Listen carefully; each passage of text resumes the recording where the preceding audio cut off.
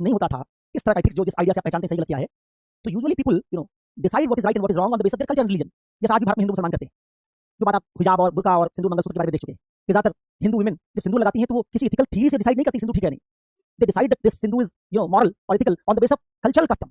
संस्कृति की प्रथा से तय कर लेते हैं कि हमारे देश की संस्कृति इसलिए हमको लगाना चाहिए। मुसलमान इसलिए जब हिजाब पहन लेती है तो क्वेश्चन नहीं करती कि why this attire has been approved for women with what kind of idea this has been approved, क्यों ये हमारे लिए अप्रूव किया गया, वो क्वेश्चन नहीं करती। उनको लगता है कि हमारे समुदाय की औरतें तो हिजाब पहनती आ रही हैं, हमारे धर्म का पहनावा है और हमारे धर्म का पहनावा तो हम इसको पहनेंगे।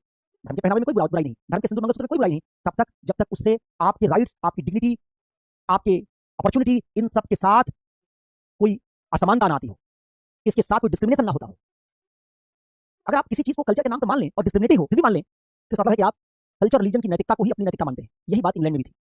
इस यूटिलिटेरियन थ्योरी आने से पहले इंग्लिश सोसाइटी में, इंग्लिश सोसाइटी वैसे बड़ी कन्वेंशनल होती है, आपको पढ़ा होगा कि उनका कोई रिटन कॉन्स्टिट्यूशन भी नहीं है, कन्वेंशन से चलता है उनका सोसाइटी।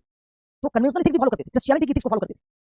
तो जो क्रिश्चियनिटी में अप्रूव था उसको मॉरल मान लेते। क्रिश्चियनिटी ने वुमेन के राइट को ना मानना इसको अप्रूव कर रखा था, वुमेन को प्रॉपर्टी राइट नहीं देती क्रिश्चियनिटी, उसको अप्रूव कर रखा था, तो लोग मानते थे वुमेन को राइट नहीं होना चाहिए, सही हमारे धर्म में लिखा है। लिबरल सिस्टम को अप्रूव कर रखा था, उसको मान लिया। लेकिन जब एक नई नैतिकता आई, एक नई मॉरलिटी आई जिसने लोगों को रिलीजन और कल्चर से इंडिपेंडेंट तरीके से ये समझना सिखाया कि how you can identify what is moral what is immoral through an independent theory which is not based on your religion और कल्चर।